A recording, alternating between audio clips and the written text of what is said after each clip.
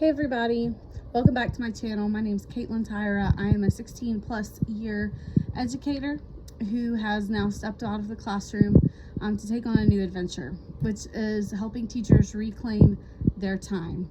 And one of the things I want to talk about today is summertime. A lot of people think, oh, well, teachers have it great because they have the summers off. And that is true. That has always been a big plus for my family in particular, is that I am at home during the summertime.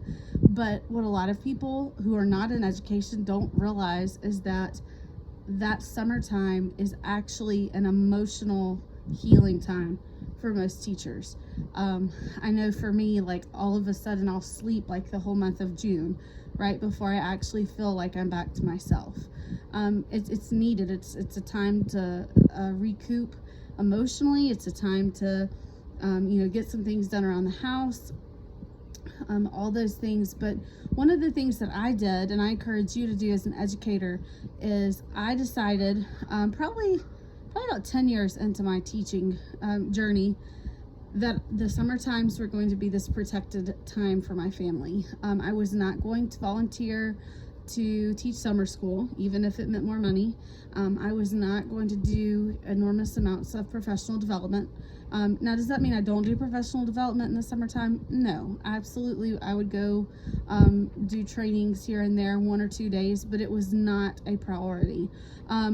I went so far as there were years that I love helping with Vacation Bible School at our church, and I would not help with that. I would not help with that in a teaching capacity, just because that was really my time to step out of the teacher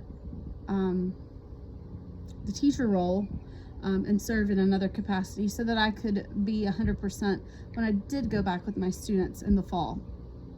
I go so far as my kids don't really go to camps and things like that. Now, if they were to ever ask, hey, I really want to go to this camp, or I want to go do this thing, then sure, that's fine. But our summers are spent together. That is one of my non-negotiables. Like, we are so tired of each other by the time that school does start back, when it's time for me to start going back into my classroom, that we're ready.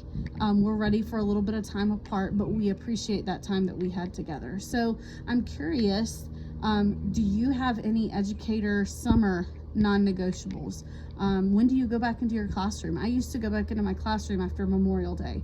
We would get out like the Friday before Memorial Day would be our last day, and then I was back in the classroom a couple weeks after that, at the latest, right? Going ahead and putting up bulletin boards and cleaning out things. And I just don't do that anymore. Now, obviously, I've stepped out of the classroom, so I do not have a classroom to go back to, which has been it's been a weird feeling for me.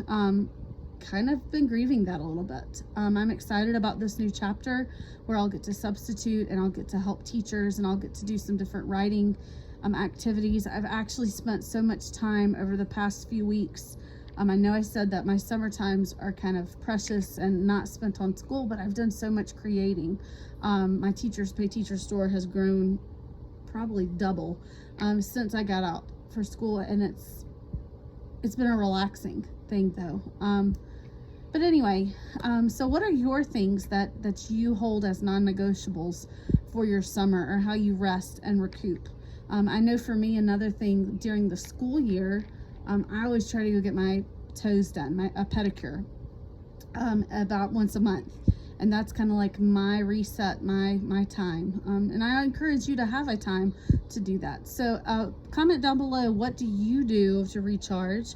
What are your non-negotiables as far as wellness is concerned? Do you have a summer non-negotiable that you don't do anything education related up until a certain point? Or just tell me all about it.